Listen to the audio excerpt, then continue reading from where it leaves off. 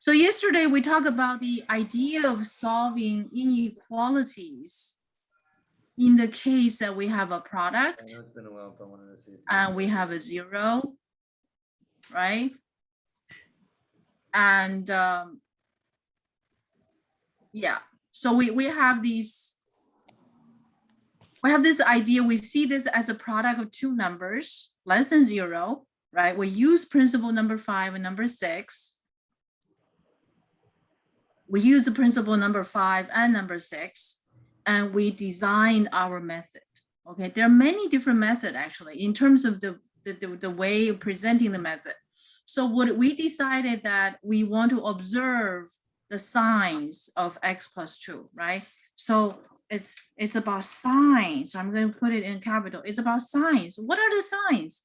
The signs we have is either positive or negative, right? So this inequality we know is an if statement. If the product of two numbers is negative, right? If the product of two numbers is negative, then you go with it, right? And then we analyze, we design this method. We design this method. And I also told you this is not the method that's taught, in most of the textbooks these days, right? In most of the textbooks these days. And I also promise you, I'm going to give you a function perspective. Okay, I'm going to give you a function perspective, and I feel that perspective is very, very important, and it can be very useful, very, very useful. Okay, so recap what we did yesterday. We talked about this method. We analyze the sign changes, right? Also, today, with that understood, do you guys have any questions? Do you guys have any questions?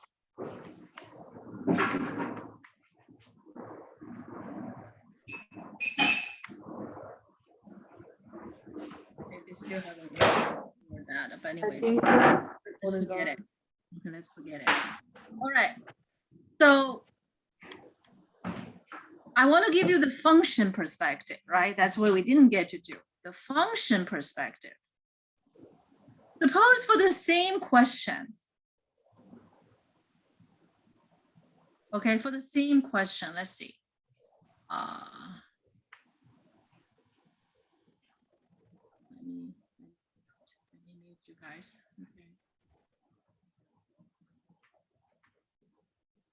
Okay, sorry.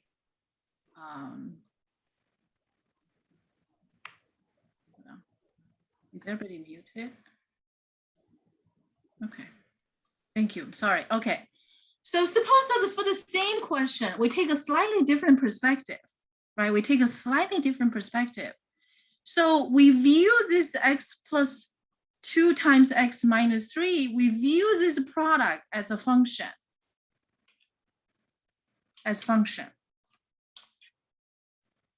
Okay? And what is this question about? What this if statement is about? This if statement is about, we don't know the input. We don't know the input. Okay? But we want to produce output. We know the output that are, we want the output to be negative. So we want a negative output. Negative output. Right? So we want to identify, so the nature of the question, right? The nature of the question with that if statement narrative is, so the task is to identify all possible solutions, all possible inputs, such that, okay, such that the outputs are negative. That's the nature of this question. That's the nature of this question, right? Function perspective. Function perspective. All right. So the same question, right? We see it from function perspective. And we know that a function is always corresponding to a graph. A function is always corresponding to a graph, right? So what will be the graph of this function? You give it a name or not, it doesn't matter, right?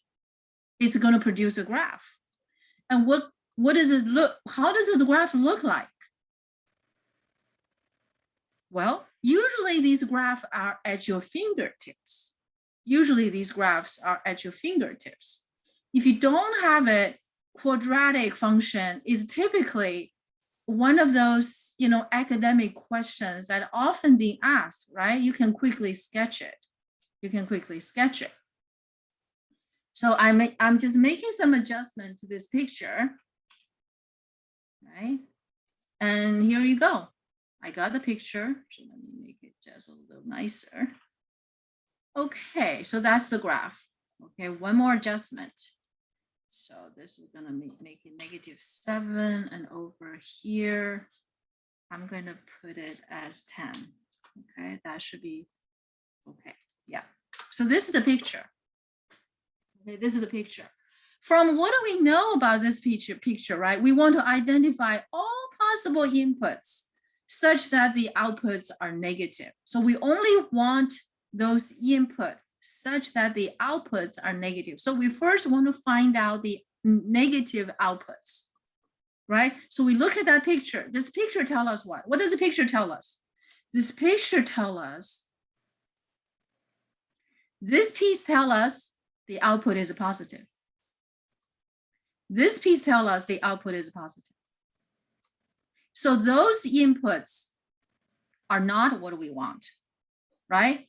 How about these 2 points right here?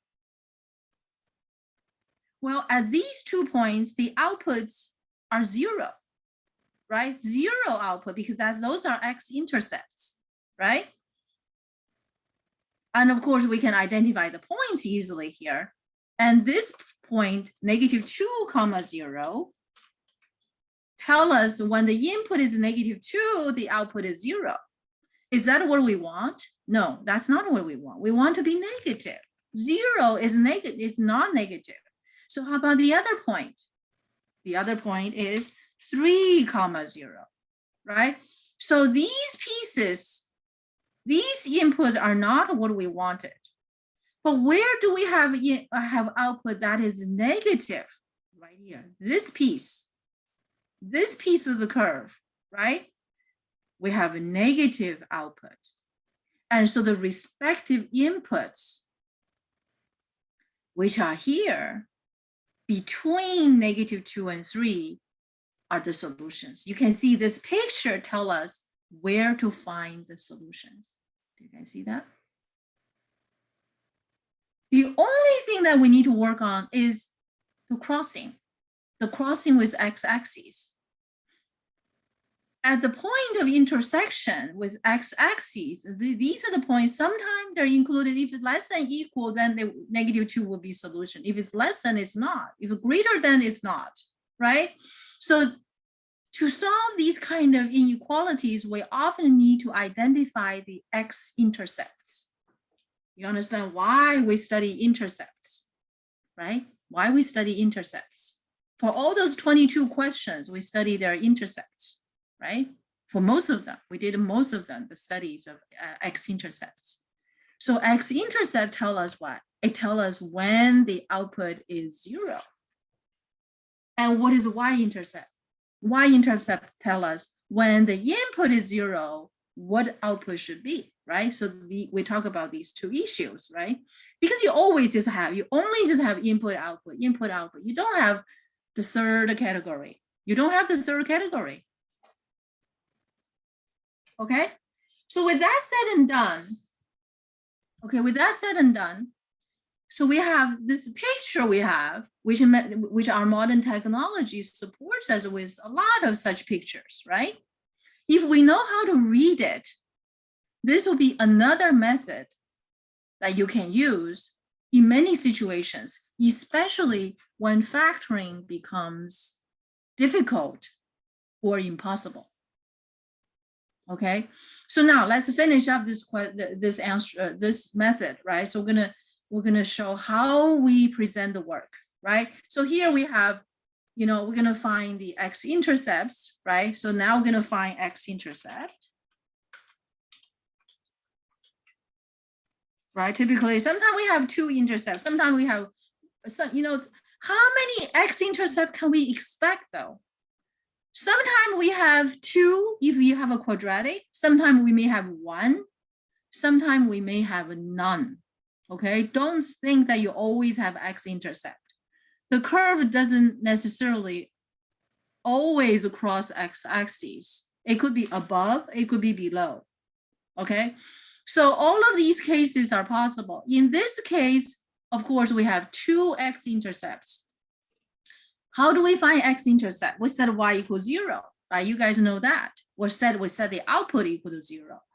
And the solution we get will be x equals to -2 or 3. So these 2 points, right? So we got the x-intercepts, right? So what are these 2 x-intercepts? -2, 0 or 3, 0. Input, when input is -2, the output is 0. When input is 3, output is also 0. So we have 2 points. Okay, so I'm going to mark these 2 points with circles. Why? Because at those points,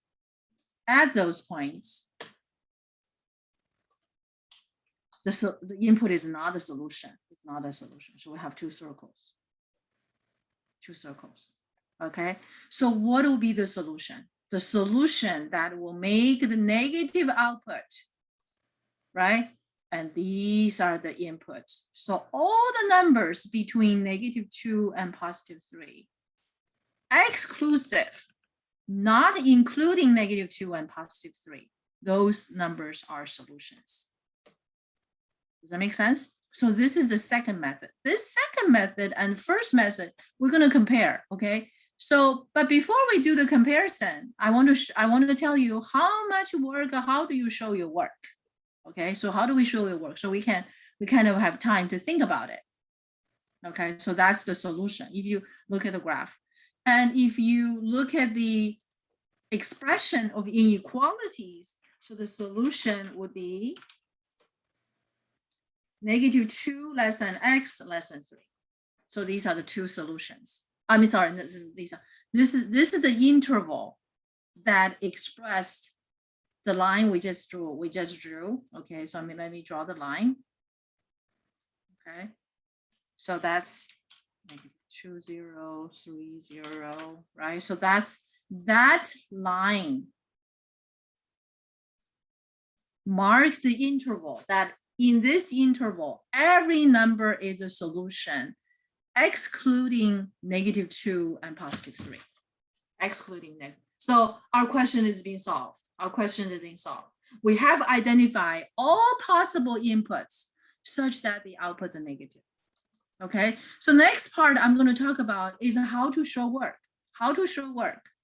Right? For the method we talked about yesterday,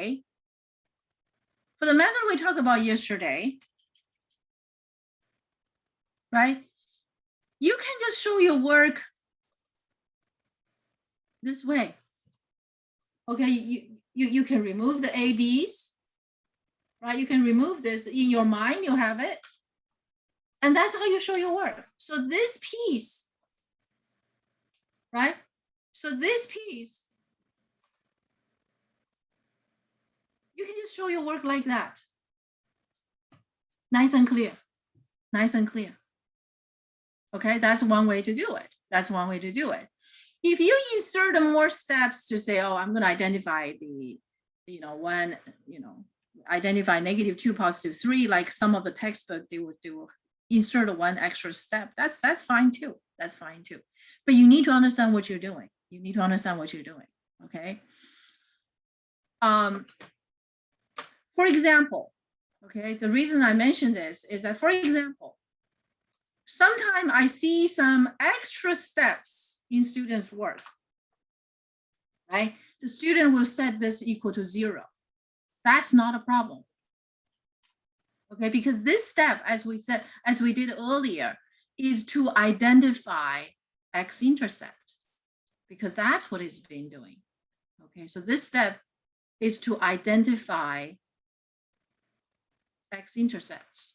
is mainly to identify -2, +3. So as long as you do this, as you know what you're doing, because everything you do, you need to know why do I do that? Why do I do that? Right? So identify the points.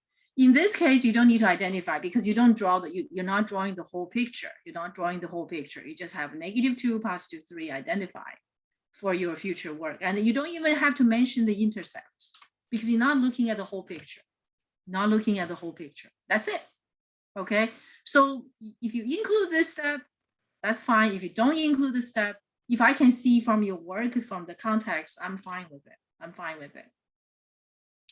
The next method, the second method, right? This method that we just talked about, right? You can just show your work. Okay, so let me show you how much work you need to show. Okay. If you show your work, okay, this much is sufficient. This much is sufficient. Okay, you will tell the reader, that you're trying to identify X intercept. So you're telling the reader, better yet, you will mark these 2 points right there. You will mark your points, right? You're gonna mark your points right here. Okay, how do I mark it, right?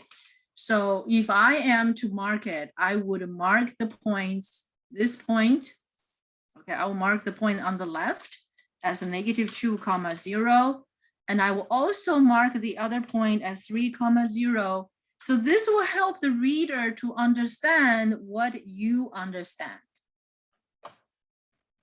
Okay, remember your professor is assessing your understanding, right? So this will help your reader to understand what you understand. And then that's how much work you need to show. Okay, hold on.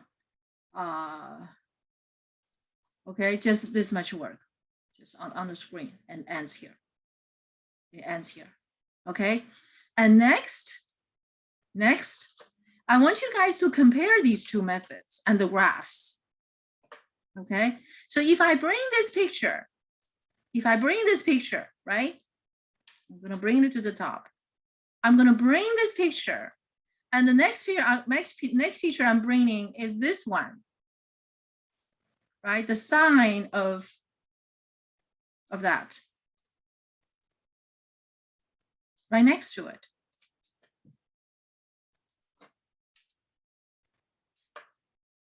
For you to compare, you will see that this picture, right, we see from the function perspective versus the one we saw from just work on the number line without thinking it's a function, see it as a product. You can see they bear some similarities, right? And they bear not only similarity, they also bear consistency, right? So what is the consistency? What is the consistency? If I make the picture just a bit larger, for easier for us to see, right? You can see that this piece, it tells you, okay, at a -2, we have 0, right? Input is -2, output is 0, right? You can see the two pictures are really telling the same story, aren't they? Are they telling the same story? They're telling exactly the same story. On this piece, the output is positive. On this piece, the output is negative. On this piece, the output is positive. Do you guys see that consistency? Positive, positive, negative. They're telling the same story. They're telling the same story. The solutions are the same, and they have to. They have to be the same. They have to be the same. So these are the two major schools of methods.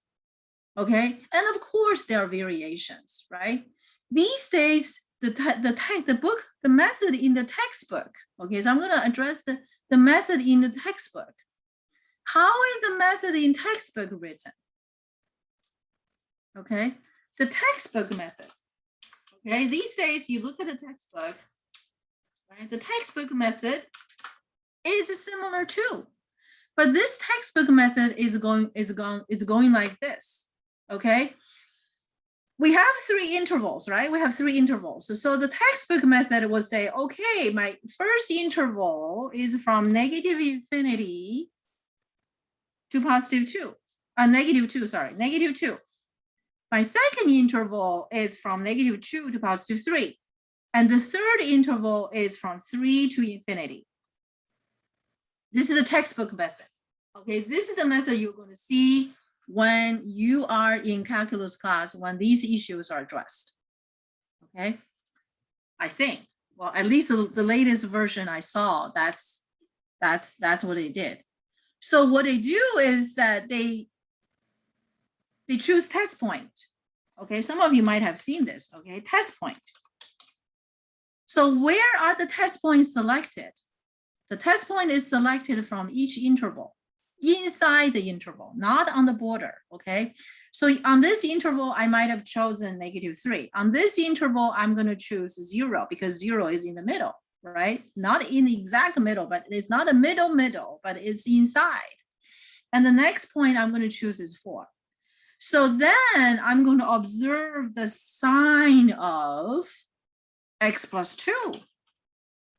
And for x plus 2, I'm going to take the test point and plug in, then I'm going to get a negative. I'm going to take the test point and plug in, I'm going to get a positive. I'm going to plug in this number and I get a positive. You can see that? And then for the next one, I also observe the sign of x minus 3, right? And I'm going to plug in negative 3 in this expression. I'm going to get a negative. I'm going to plug in 0 to plug in here. I'm going to get a negative. I'm plugging in 4. I get a positive. And last but not least, and add a column. Okay, I will be looking at the sign of this product. Sign of. So essentially, it's just a different way of expression. Okay, the different way of expression. The ideas are all from where? From principle number 5 and number 6. In this case, number 6 only, because we don't have the equal case. Okay, it's from principle number 6. Do you see that the principle guiding the steps? So you know the principle, right? You know the principle, positive times negative. You know, all those, you know, 4 cases addressed by principle number 6, right? According to that principle, you design however you want to do it. So these are already 3 different ways of doing it, 3 different ways of doing it. And right now, this way is most popular in most of the textbook. But that's not all. They are the 4th method. They are the 4th method, but I'm not going to teach that 4th method today because we don't have time. Is using logic, okay? But if you want to discuss that with me, and I'll be happy to discuss it with you, but not in class today, okay? So now, like when we look at the sign of x plus 2 times x minus 3, then you see, oh, negative times negative, that's positive. And positive time on the second interval, positive times negative is negative. And positive times positive is positive. So it's very much consistent with what we did here, isn't it? So this is the textbook method. You can see the textbook method has its advantage. It's kind of more compact. It's kind of more compact in expression, but they're all from the same origin. The idea is the same origin, okay? Pros and cons. This method we did, right? The textbook method, or this method we did using the signs, right? The method we did yesterday and the textbook method, they all require us to have factoring technique.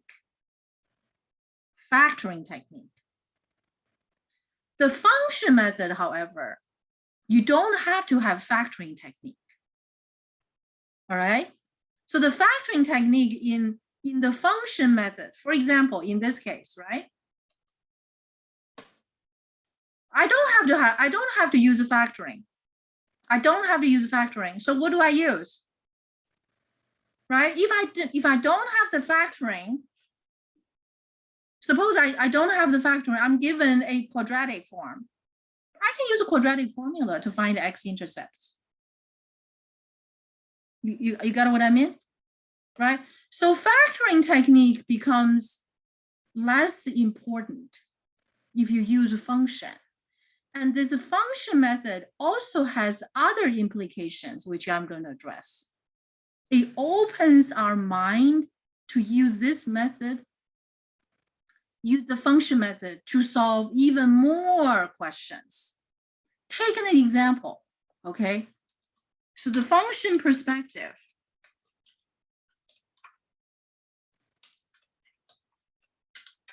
Right, the function perspective. I can use the function's idea to solve other inequalities. For example, suppose I give you another question. I say, hey, solve for X. Solve for X.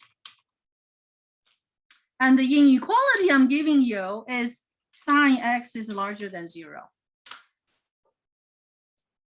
How much algebraic manipulation can you do here? Almost none. None. Factoring? No factoring. Can you factor sine X? Surely you can do half angle, or you can tweak it like that, but it's not necessary. Right? So what can you do? How do you identify solutions such that sine X is greater than 0? Right? I'm not going to give you too much time to think about it because we already started late today. Is that this method, right?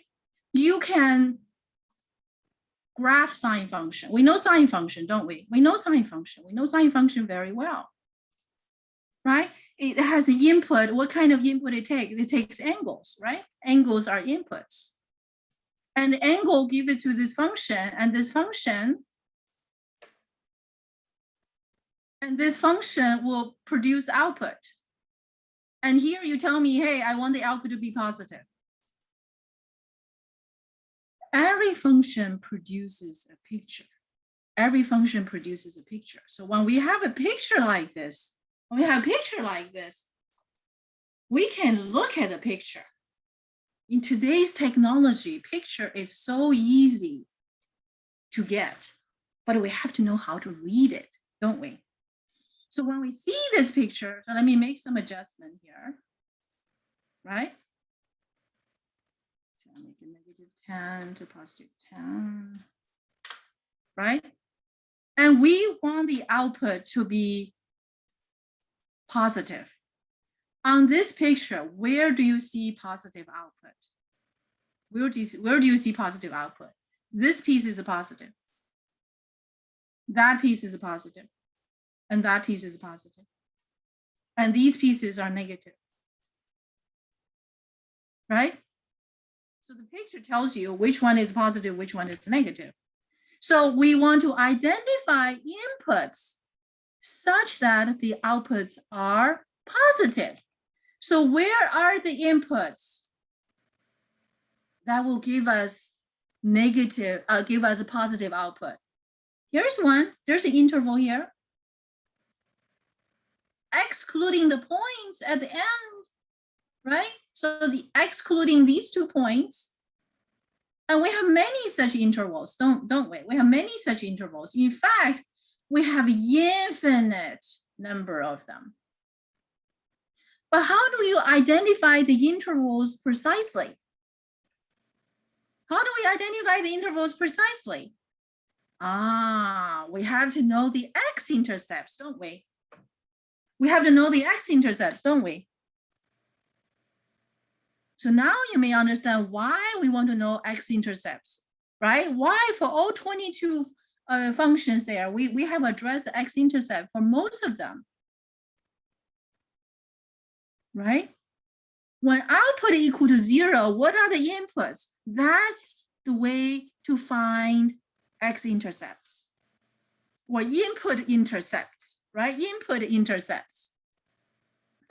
Well, then if you know, now you see we plotted the points, and those points now is coming to our rescue. right? So what will be this point here? What is this point? 0, 0. What will be this point? Pi 0. And what is that point?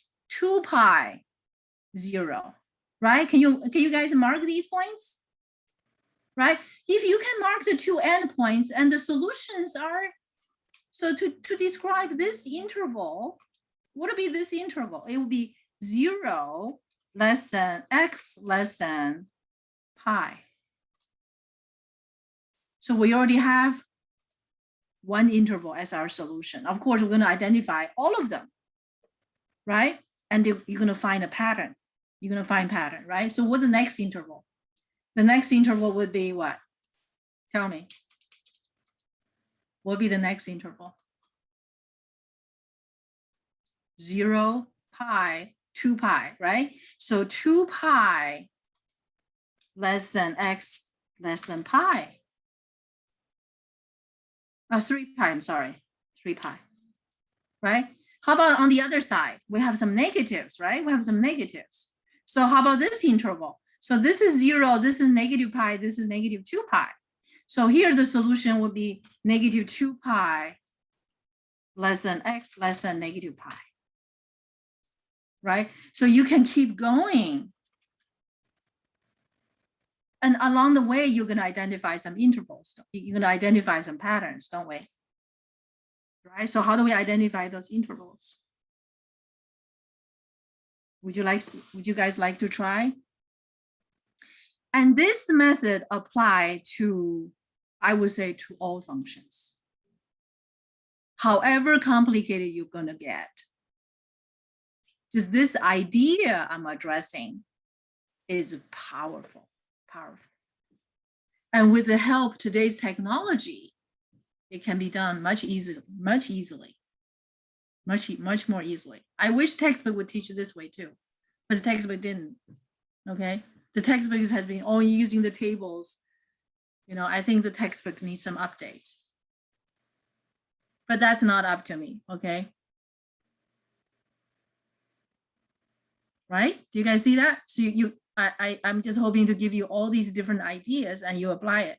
So how about I leave this for you guys, okay? And you go to Farouz's office hours, and I'm sure Farouz is going to help you to figure out, right? We can communicate, Farouz, if you wish. Professor? Yeah. Just get some idea also. Can we say x is greater than even multiples of pi and less than odd multiples of pi? Radians. That's right. It's always between even odd, right? Right? Okay, yes. You want to get this now. Okay, let's do it. So suppose that, so you're going to have like 2k pi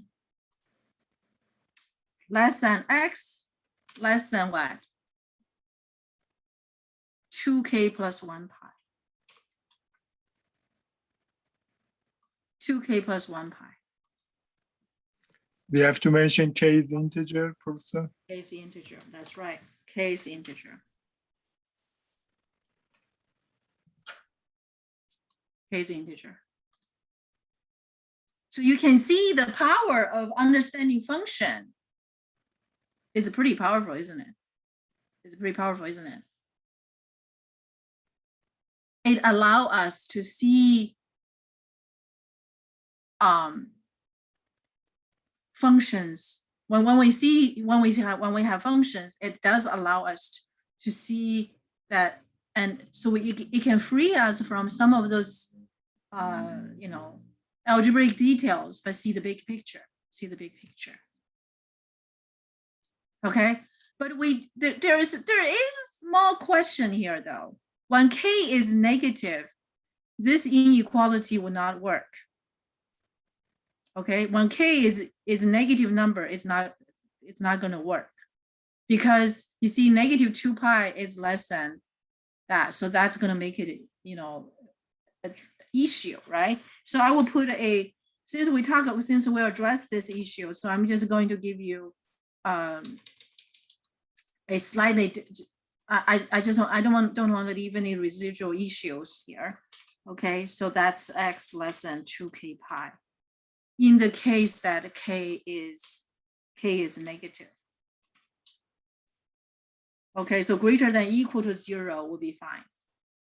Okay, so you guys can discuss it. If I made a mistake here, feel free to correct me. If I, if now I'm open for discussions, maybe, through emails, because right now you see all of my courses are taken away. So I will not be able to post the recordings. And I will be sending you the recording today.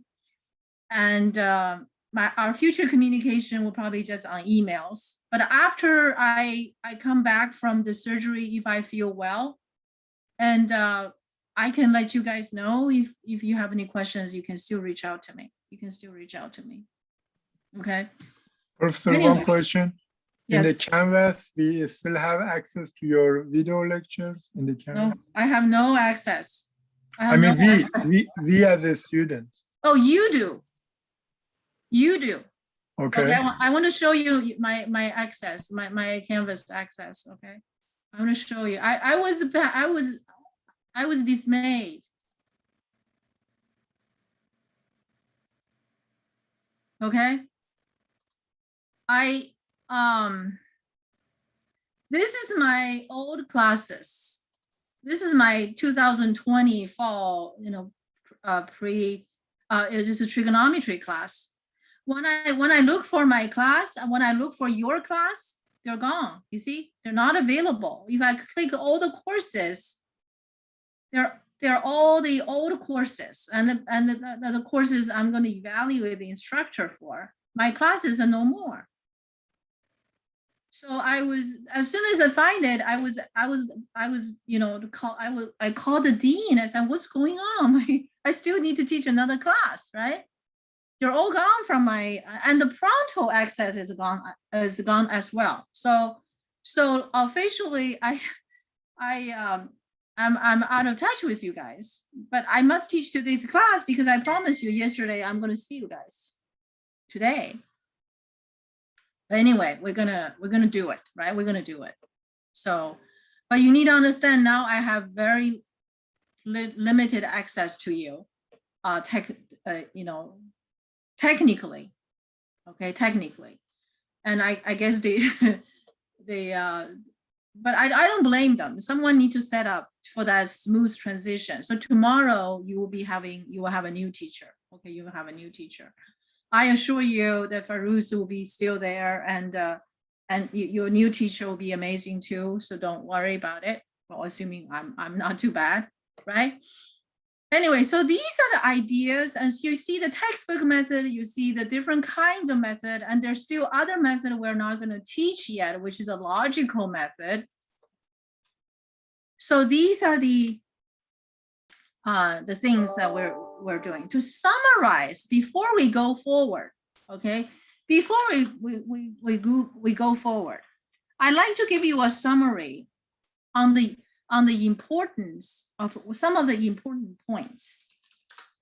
The first important point, you must know that for any one of these methods, right? The method we talked about yesterday, we talk about the textbook method, and the method we talk about here. These three methods, they have something in common. What do they have in common? You have to have a 0 in the inequality. In other words, if you don't have a 0, you need to make 0. So make 0 is one of the big ideas in mathematics. Sorry, Professor. You might need to change your sharing a screen. Oh, sorry. I'm sorry, I forgot. Summary. Thanks. Summary. Okay, summary. Thank you, Farouz. Okay. The first important factor here is that the method we talk about, they have something in common. What is that something in common? Make 0.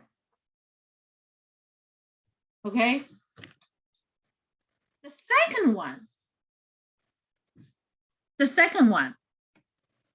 if you use a textbook method or the method we did yesterday, you need to make a product.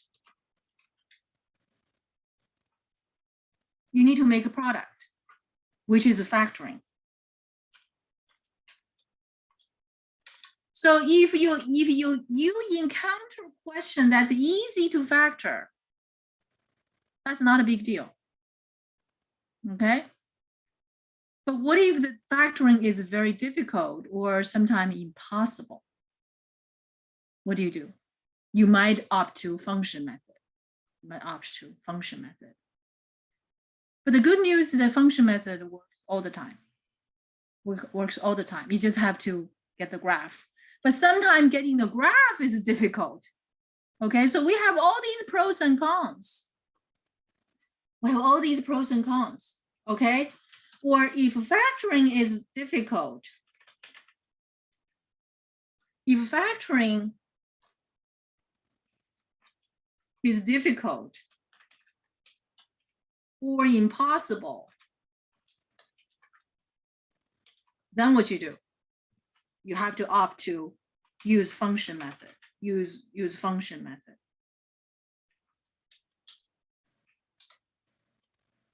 But what if a graph is impossible? If a graph is impossible, I don't know. I don't know. You have the ideas, but I promise you, since you're in academics, since you're taking these classes for academic reasons, in most of the cases, I would say 99.99% of the cases, you will be okay. Either method will work. Okay, either method works. In a lot of cases, both methods work. It's just a matter of choice. Just a matter of choice. Okay, for me, the function method is very enlightening, just as the other method. They all have reflected the understanding. They all have reflected the understanding of input outputs, right? And what kind of statement you're getting. Are you getting something that you know the input, looking for output, or you know the output looking for input? And there's no other choice. There's no other way. There's no other way. Okay? Do not be the third type, outside input output, and that kind of question for you to solve. None. So it's important to know what kind of question and understand the meaning. Okay? So number 3, do we have a number 3? You just apply. You just apply mathematical principles. Principles number 5, number 6, I would say, and or number 6. So solving inequalities, once again, okay, it's all about signs. It's all about signs. And how many signs do we have? Positive or negative? Well, if you consider 0 as neutral, positive, negative, 0. 3 kinds. 3 kinds. Sometimes you have greater than, equal to, less than, equal to, and so on and so forth. Okay, so I hope this summary will give you some idea about this kind of issues. Okay, you will have to deal with them in the future. Okay, so next, I want to lead you to another question. Okay, from this question, you can see sometimes you have to make that 0 yourself. Okay, I remember years ago when I was a student in college, I was taking Calc 3. Right, I was taking Calc 3. They were talking about this Lagrange method, Lagrange multiplier method. In that method, they talk about there's one step, they make 0. They made 0.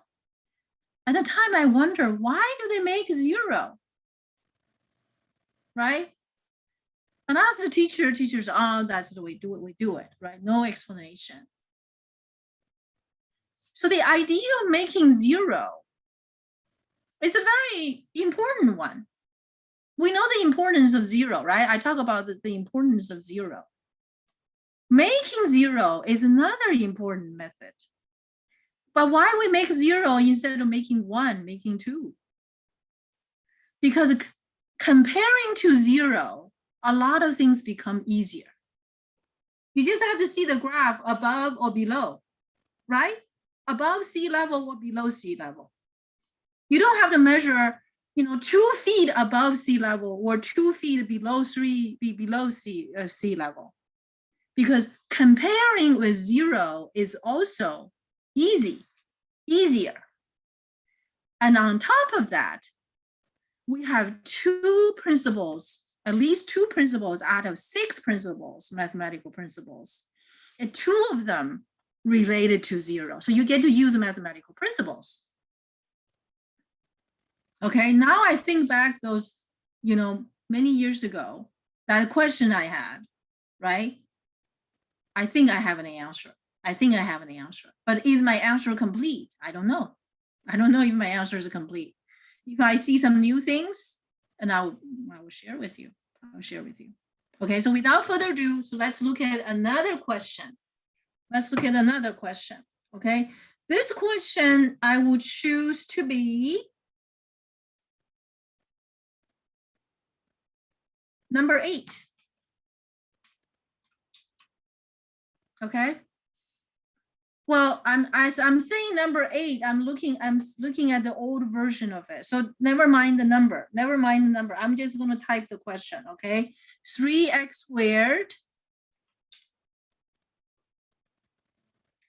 minus 3x larger than 2x squared plus 4.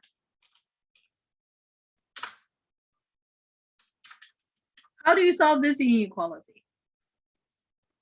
Okay, I'm not gonna be able to give you a lot of time to think.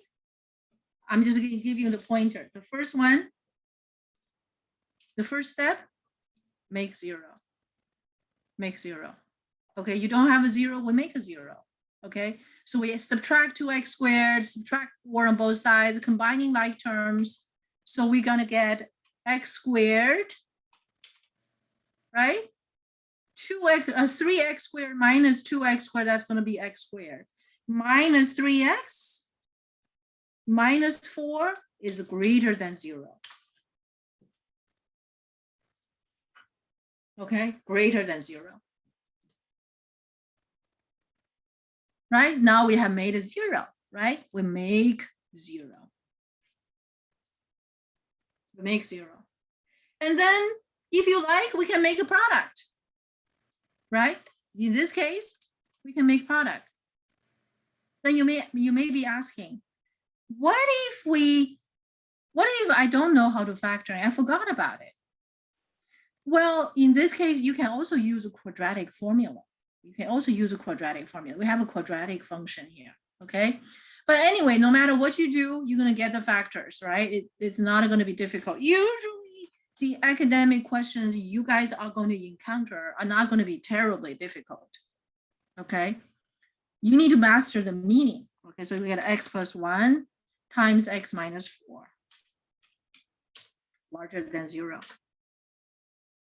Okay.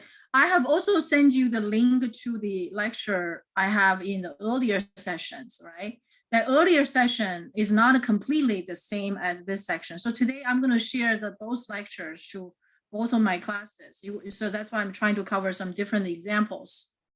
Okay, I'm going to try to cover some different examples. So when you watch it, you say, oh, they're all the same, right? That's no fun. And then you can go by what? Let's see what we can go by. If we go by the method we just, about the sign of, right? So I'm going to do this a little bit quickly. Okay, I'm going to do this quickly. Okay, so I'm going to kind of steal the work we did before, right? Just make some changes. Because primarily I want you guys to see the ideas, right? So I'm going to have x plus 1, right? Minus 1 here, x minus 4. So that's going to be 4, right? Everything the same, isn't it? Right, so we can go a little faster. So this is 4, this is -1. So the solution would just be Here is larger than 0, not smaller than 0. So the solution will look different because we want the product to be what? Okay, we want the product to be what? The product is positive. Remember how we read it? If then, right? So now we have this if statement here. So we want the product to be positive, not a negative. So where do we find the X value such that the product is positive? Well, either here, right? Smaller than -1. So the solution would be X less than -1 or X is larger than 4. X is larger than 4. Right? So we have done a less than 0, and now we have done a greater than 0. Right? We have done a less than 0, now we've done a greater than 0. And usually are these two types. Sometimes you may have a greater than or equal to 0. You may have a greater than or equal to 0. And the quadratic function may be a little messy to work with, right? Typical. Okay. If we use a function method, right? Suppose we use a function method to solve this. What would you do? You still want that making 0 step. But you don't have to factor. You can use a quadratic formula. Okay? So to find X intercept, right? So I know, so I can graph this function now, right? So I can graph this function now. So this function is graphed, right? This function is graphed. And for a lot of you with your calculator, this is a piece of cake, right? It's a piece of cake. So now let me just make a little bit adjustment to the picture. So we have a -3, maybe here's 8, right? So here's the picture. So -4. And I'm gonna make it just a little shorter, right? So that's the picture. And you need to know the X intercept, right? X intercept. And we know how to find X intercept. So when you try to find X intercept, we could use, you can use a quadratic formula. If you use a quadratic formula, if you use a quadratic formula, you guys, I'm not going to cover using quadratic formula. If you have questions, you can go to Farouz for it. I'm just going to give you the answer. Okay, so the answer is going to be X equals to -1 or +4. So you identify these 2 points, right? So these 2 points you have identified, -1, 0, right? And the red dot. But this time it's going to be a circle as well. But the solutions, okay, the solutions are numbers outside. Oh, hold on. Okay, oh no, I need a red dot. Okay, give me the red. Thank you. Okay, the red dot. So, but the solution we want to be greater than 0. So which piece will give us the positive piece? Of course, is outside, right? So then if I graph those two lines here, it's going to be, right? So I'm going to make it red and make it thick, right? And this other one,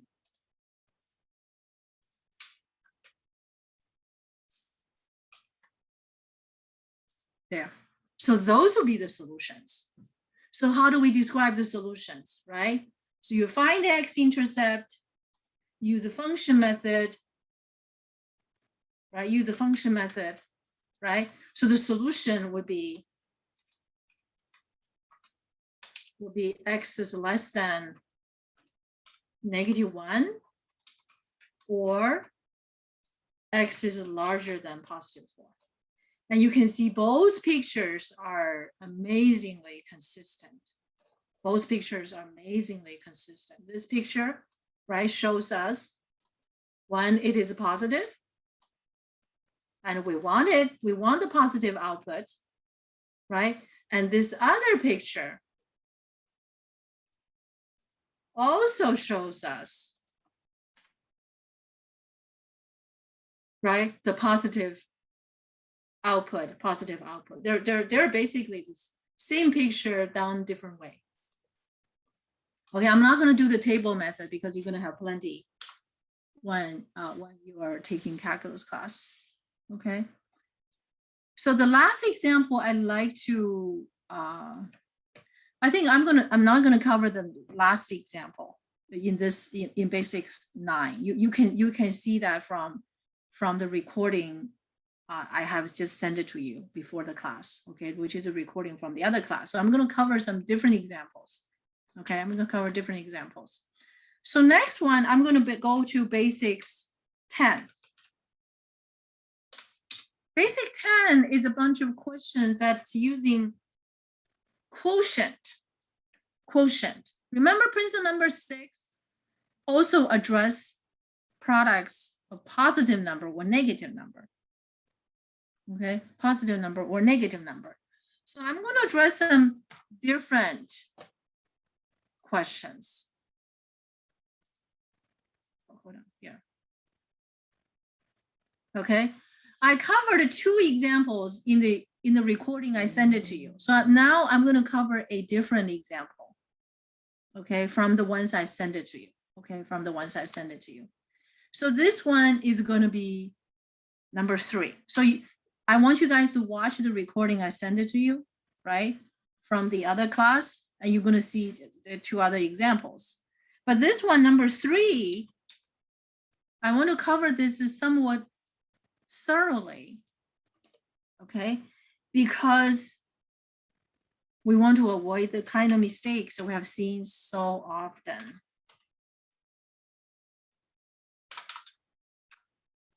An inequality like that, okay? We're still solving inequalities. Solve for x, of course.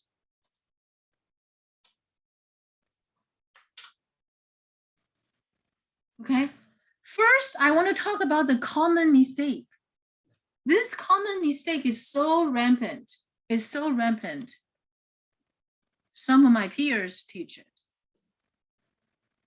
Okay, let me whisper a little bit. I don't want you to advertise it. A couple of years ago, I was in hospital. I was hospitalized for a minor thing. So I have a substitute. He taught it the wrong way. It's completely wrong, completely wrong. When I came back, I have to change it. I have to change it. Okay, so I'm going to show you what is wrong. What is wrong? A lot of students, when they solve this inequality, the first thing they would do, they will multiply by x plus 1. It seemed to be so natural to do that, right? When you see fractions, you just multiply by denominator. As I told you, this is a terrible mistake.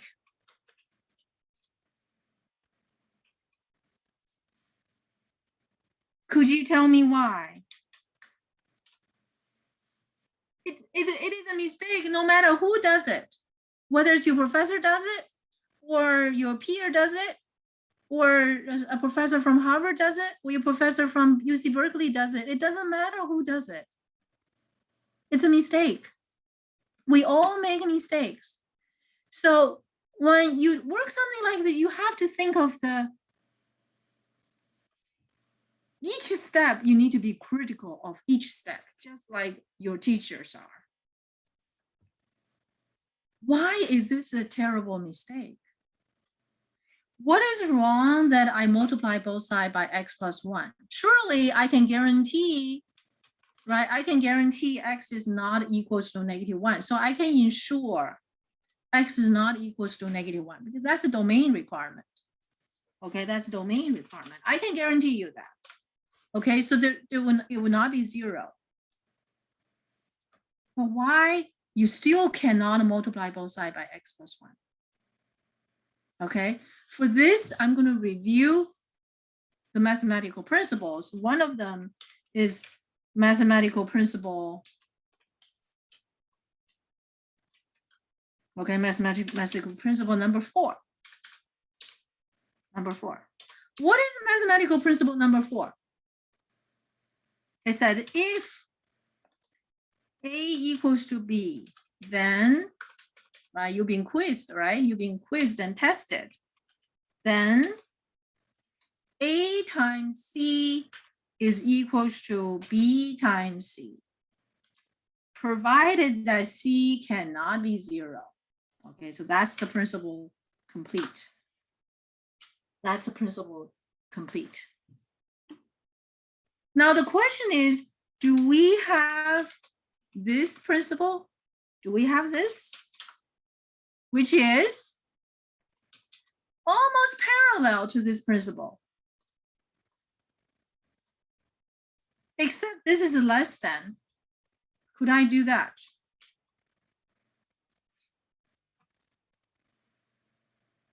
Could I do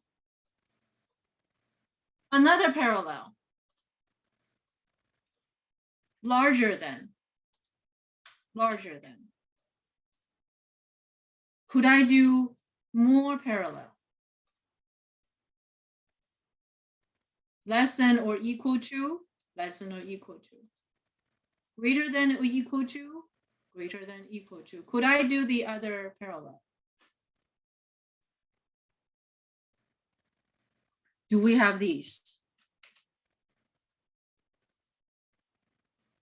The answer is a resounding no. No. No, no, no. Why?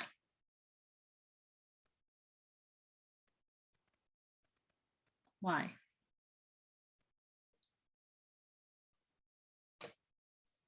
When one number is smaller than the other, and you multiply it by a non-zero number, will they still stay in the same relationship in terms of size, magnitude? Right? For example,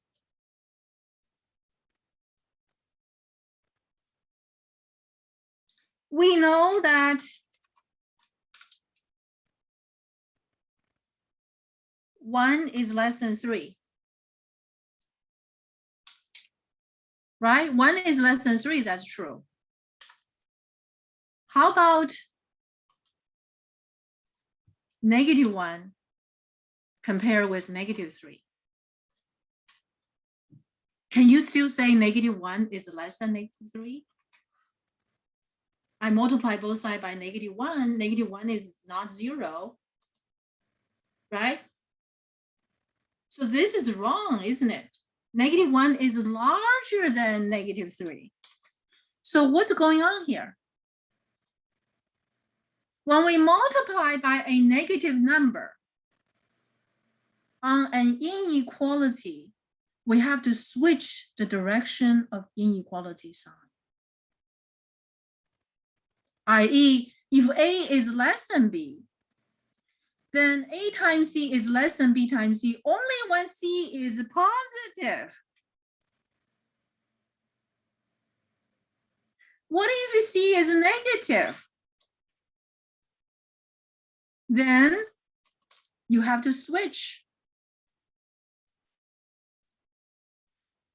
I remove those because you see it better this way. Okay, so if C is negative, you have to switch the direction of inequality sign. Do you guys follow me? So when we multiply on both sides of the inequality, these are equations when they equal, right? But when we multiply by inequalities, and the issues will be changed. It will be changed. So depend not only not equal to 0, we have to distinguish whether it's a positive or negative, right? For this reason, yes, x is not equal to -1. So x plus 1 is not 0. That's good. But we don't know x plus 1 is positive or negative. If x plus 1 is positive, then surely we can keep it. If x plus 1 is negative, then you need to switch. Do we switch or do we not switch? That becomes the question. This is the fundamental reason why this is a terrible, horrible, extremely bad mistake. You guys follow me? I saw some tutors did this. Okay, I used to be involved in tutor trainings in the past. I saw some tutors doing that. Of course, we promptly corrected them. So these kind of mistakes is very, very common. I want you guys to be on the watch for these kind of mistakes. Okay, no matter who does it, it's a mistake. It's a mistake. Right? You can't do it. You can't do it that way. So what can you do? What can we do? Okay. Okay. What can we do? Professor, I had a question. Yes. Will B always be greater than A? It could be less than. Okay, you're talking about these properties, right? Yeah. You can certainly modify this. You can add more cases like this, right? If it's larger than, and this will be larger than, right? If this is larger than, and this will be less than. And you can also change the less than equal. Okay. They're all similar. Does that make sense? Yeah. Okay, so you can make up all the rest of the similar issues, right? For example, for these two, you can easily just add to, you can add to say less than or equal, right? Then this will be less than or equal. But the important part is that you have to recognize when you multiply by positive, you stay in the same direction. When you multiply by negative, you have to switch direction. That's the sense, right? And then you have all kinds of variations, but you don't want to remember so many things, right?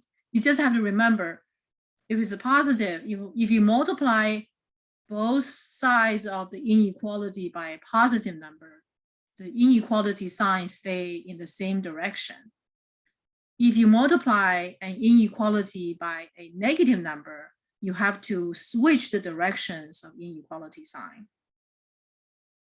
Yes? You get it? You guys get it? Yeah. Okay. So I just explained the reason why. Do you get it? Do you get the reason why? Right. You can also see from the number line. So typically, if I do it in class, I would just say, look at the number line, right? Look at the number line, right? And if you have a 0.0, right? If you have 0.0, so this is a 0.0, right? And this is your 1, and that's your 3, right? And 1 is less than 3. But when you move to the other side, -1 is larger than -3. Right? So when you multiply by negative, then you need to switch the direction of inequality sign. So this piece says, you know, over here, 1 is less than 3. But -1 is greater than -3. Right? It's a switch the direction. Right? So from a number line's perspective, you can see that very clearly. It all says that whenever, so let me write it down. Let me write the statement down so you guys can can write it down, okay?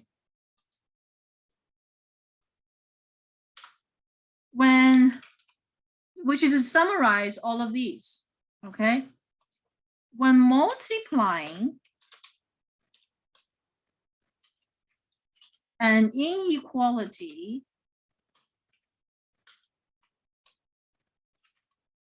by a positive number, the inequality sign stay the same.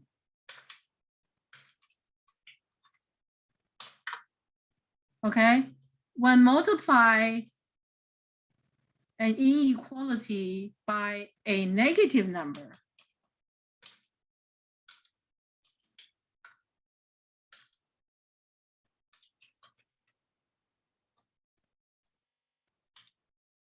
the inequality sign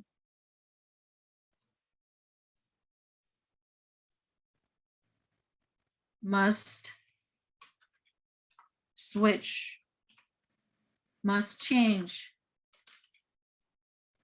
directions. There are only two directions. Must change direction. Okay, greater than become less than, greater than or equal to become less than or equal to. Does that make sense? Okay, of course, there are many cases. There are many cases. Okay, you can also add to, but I think it's, I don't want you to remember all of these, you know, it's too much. Okay, so, but they're all saying the same thing. They're all saying the same thing. Okay, greater than or equal. When you multiply by a negative number, you just have to switch it. Okay, if it's greater than or equal to, and you multiply by a positive, you stay the same direction. Otherwise, you have to switch that direction. So by negative, you're gonna have to switch that direction. Okay. Did I? Yeah, you have to switch. Yeah, switch direction. Okay. There's too many cases. You just remember these sentences. That'll be sufficient. Okay, that'll be sufficient. So if that's something we cannot do, what can we do? Right. So let's get to what can we do? Right. The first step, make 0. Make 0. Can we do function methods? Surely you can. Okay, but graphing of this function is not that trivial if you do it by hand. But you still make 0 before you do the graphing. Okay, that'll just be easier. Okay, if you don't make 0, you can still do the graphing. You know, for graphing methods, there's so many things. I'm not going to get into that much details. Right. So, but the general method is making 0. So subtract 3 on both sides. So that's going to be larger than 0. Make 0. And then what do we do? Make 1 quotient. Make quotient singular. Okay. So how do we make that quotient?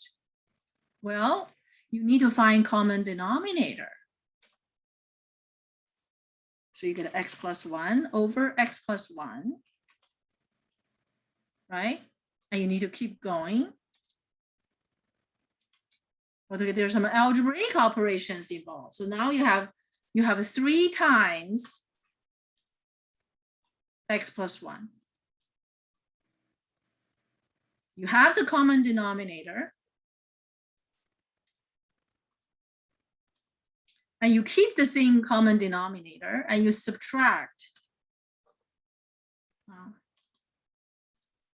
Okay, and you will subtract 3 times x plus 1 combined. So now we're close to one single fraction. We want to make 1 single quotient or fraction. Okay, then what do we get? Open up the parentheses, you minus 3x minus 3. Okay, combining like terms. To making a single quotient, sometimes it may take you multiple steps. Okay, it may take you multiple steps. This is too large. Okay. And what do we get here? We get x minus 2x is minus 2, minus 3. Okay. If you want to be fancy, you don't have to. Okay. If you want to be fancy, right, you can do this. You can factor out the negative sign. Factor out the negative sign. Okay. If you want to be fancier, you can multiply both sides by -1. Only if you want to. Okay. So suppose we do that, right? We want to get the simplest possible. So we multiply both sides by -1. So I get 2x plus 3 over x plus 1. I multiply by -1, therefore I'm going to switch direction of the inequality sign. And now we can use principle number 6. Okay, so we start to observe the sign of, right? We have x plus 1. X plus 1 is easy, right? So you start to observe the sign. Observe the sign. Right? So there's a -1. Okay, so I'm going to put the -1 here. I think the numbers in this example is not that desirable by you. But you have 2 other examples. I want you to watch the other recording, okay? Because we run out of time. When 1 is x plus 1 negative, 1 is a 0, 1 is a positive, right? So 1 is less than -1 is going to be negative. At -1 is 0. Okay, bigger than -1 is going to be positive.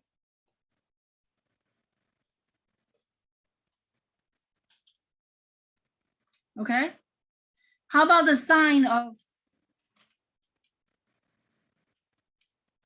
2x plus 3? 1 is 2x plus 3 equals 0. When x equals to -3/2, right? That's what you need to do is just, okay, if 1 is equal to 0, right? So when it is equal to 0 and you solve it, and what do you get? You get x equals to -3/2. Right? That's how you find it, right? So on your number line, -3/2, right? I'm going to put -3/2 here.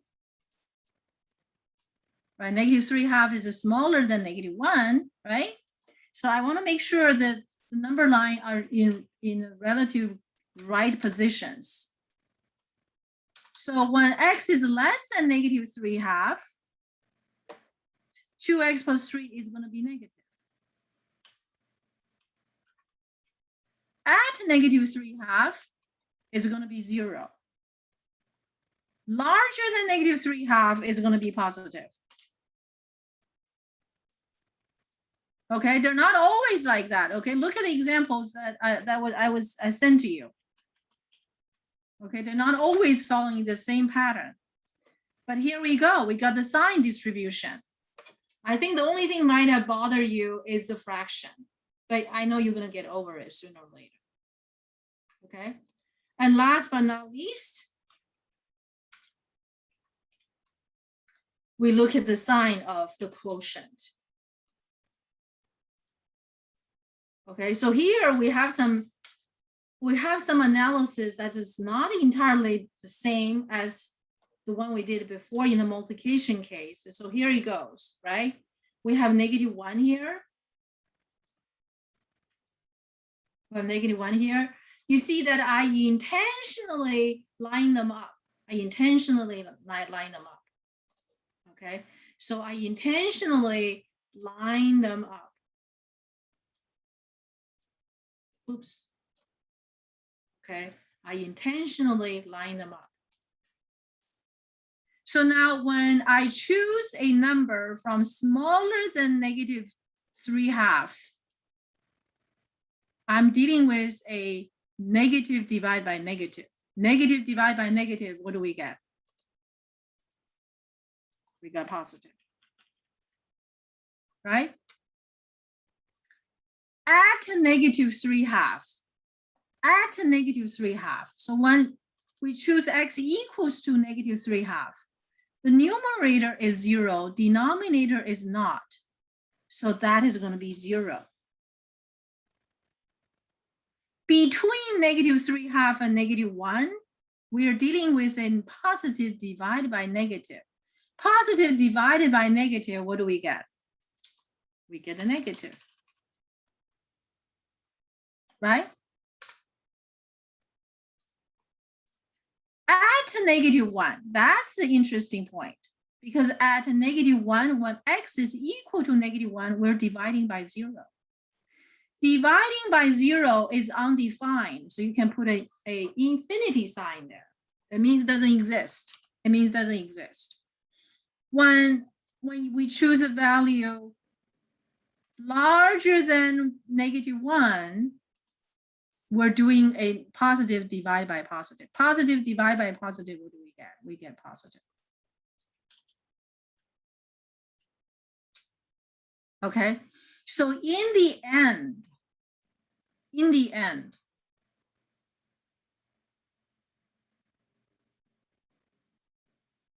our solution would be what? The x values such that the quotient is negative, because that's what we wanted. So those solution would be between negative 3/2 less than x less than negative 1. So I pick an example that's somewhat harder than the two that we did from the other class. So if you guys, our time is running out, but I can stay for a little longer if you have questions. So you can see these methods playing out. I hope that I have given you some kind of, good orientation on these topics. Okay, very important topics, very important topics. Can you do graph? The answer is yes. Can you do graph, right? The function perspective. But when you do graph, I suggest you to make 0 first. Then you say, well, what if I don't make 0? If you don't make 0, that's fine too, right? So suppose you make that 0, right? Suppose you solve this functions, you're gonna solve this inequality, right? Not making 0. Suppose if you don't make 0, okay, I'm going to show you what if you don't make 0. You graphed it, right? You will have a vertical asymptote because you have an x plus 1 here, right? You have a vertical asymptote in this picture.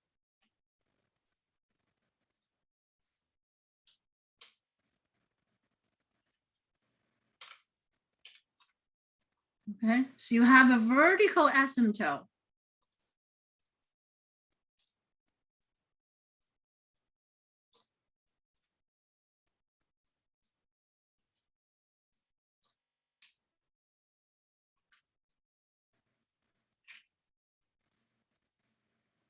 So you have a vertical asymptote, right?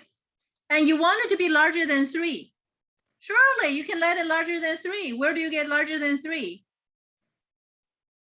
Right? Larger than 3 means you're going to draw a horizontal line because the output is larger than 3. Larger than 3. So I'm going to draw a green, whatever color, a green line. Okay. Larger than 3. So where do you find your solutions, right? All these pieces are less than 3, right? They're beneath. And this is a 3, right? So here, this is y equals to 3. The green line is y equals to 3. I should use a green color, sorry. Okay, I'm going to use a green color. Let's see if I can make it green. Okay, y is equals to 3, right? So this green line is 3. So where do you find your solutions? Your solution is going to be where? Which piece is larger than 3, right? Which piece is larger than 3? And those pieces larger than 3, where are they? Where are they? Only this piece. Only this piece. These are less than 3. These are less than 3. So these are less than 3, less than 3. So you have to identify this point. And what's the input? Obviously, that's -3/2. So between -3/2 and -1, these inputs, okay? These inputs, as we have identified, are the solutions, not including -1, not including -3/2. So using function method, you can still do it. You can still do it. Now, what if I make 0? Right? So once you understand the concept, really, you have so many different ways and you can develop yourself to work out the questions, right? So if you don't do the make 0, right? But if I make 0, it just makes things a little bit easier, right? So you see the effect of making 0. If I'm making 0, right? If I'm making 0, I basically create a new function. Okay, subtract 3 larger than 0, right? So I'm graphing this function. This function basically is this current curve shifted down by 3 units. Okay, just shifted down by 3 units. Okay, take a look. That's a picture. Shifted down by 3 units. Okay, it's shifted down by 3 units. So I'm going to just give you a better view of the picture, right? -5, maybe this makes it 2, right? You can see the picture, right?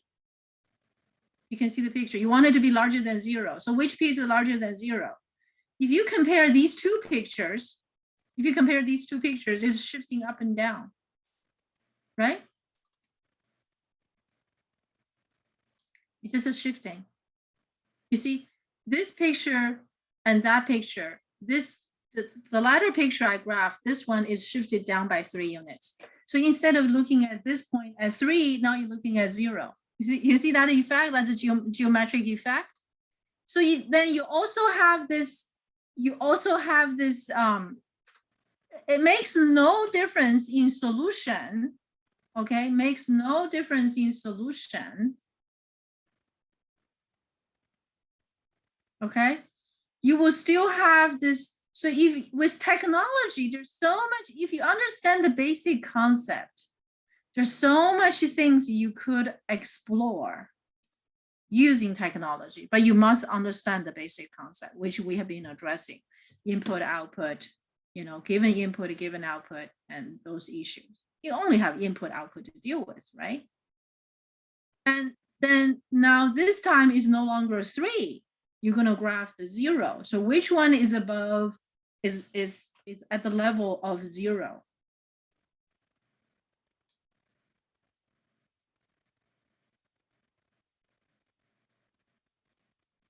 That's here, right? So they're going to fall in the same interval. They're going to fall in the same interval. Do you guys see that? So the same interval is going to be the same solution. The solution in this one is from -3/2 to -1. And in this other picture is here. Same thing. But making 0 make it easier to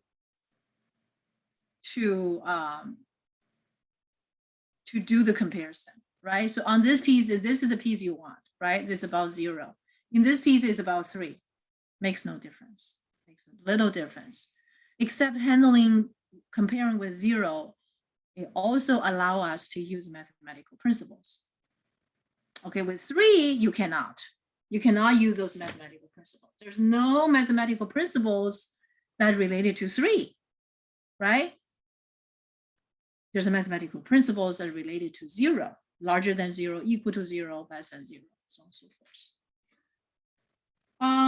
I hope the lecture is comprehensive. I hope you guys understand, and I would certainly hope that my teaching help you, and that from tomorrow, you know, as I already lost contact with the with my Canvas sites, so I don't have access to you guys anymore. I wish you guys, you know, sustained success, and you know, I will miss you guys. I will really do. Okay, so I knew I need this treatment, so I hesitated for a long time, and finally I was, you know, going for the surgery. So tomorrow is the time that I'll be in the operating room. So, and I wish you guys the best, and I really, really appreciate you guys. You are coming to my classes just make my life so much more interesting, and makes me so feel I'm useful for some, you know, I'm still useful for you. But anyway, it's a great pleasure, and I'm very, very grateful for each one of you for the message you sent me privately, and much appreciated. Thank you so much. I wish you the best of luck.